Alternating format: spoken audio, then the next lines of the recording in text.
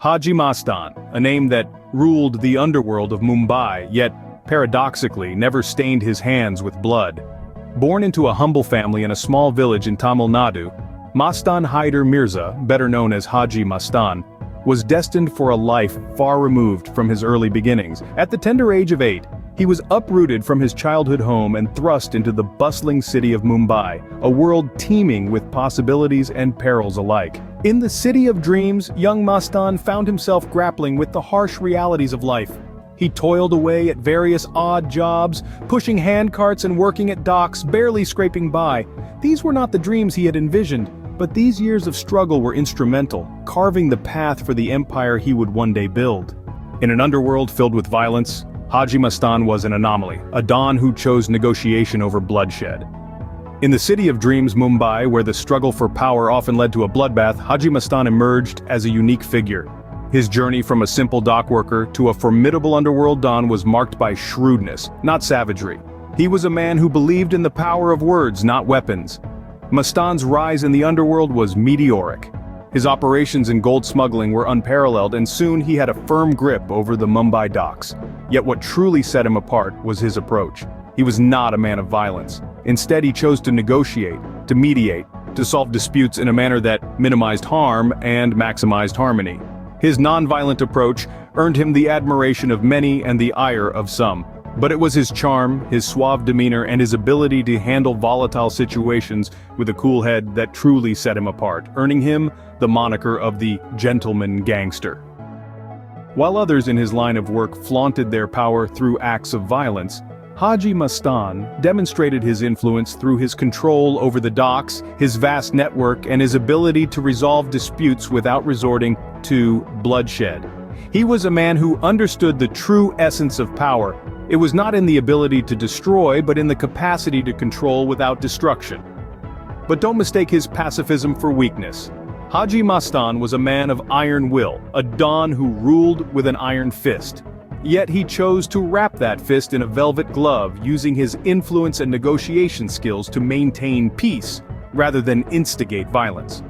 In a realm where power is often measured in violence, Haji stood apart, ruling with an iron fist in a velvet glove. His reign was a testament to the fact that one could rule without resorting to violence, that one could command respect without instilling fear. Haji Mastan was indeed a gentleman, but he was a gentleman with the heart of a gangster. The man who once ruled the underworld now sought to rule the world above.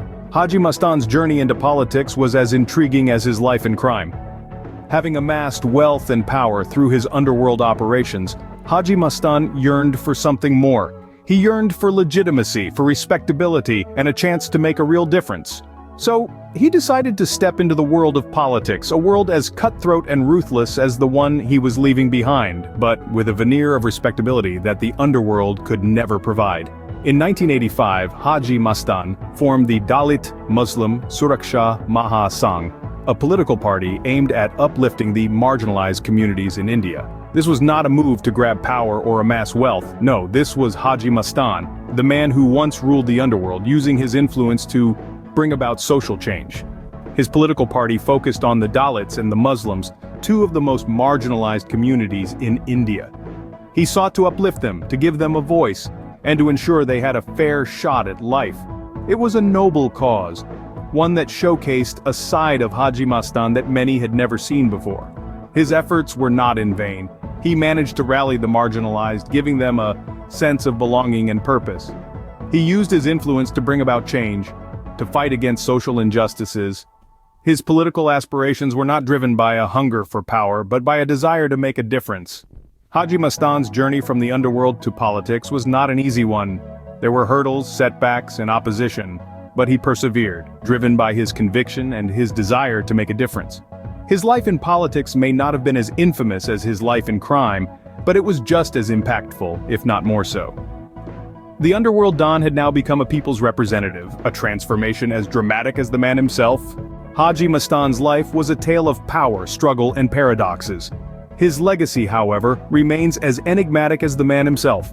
The later years of Mastan's life were marked by a transition from the world of crime to a life of social service and politics. But even as he turned his back on his past, his influence on Mumbai's underworld remained undisputed until his death in 1994. Mastan's death marked the end of an era, but his legacy, that was far from over. His life story, rife with contradictions, became a fertile ground for storytellers, inspiring a slew of films, books, and television series.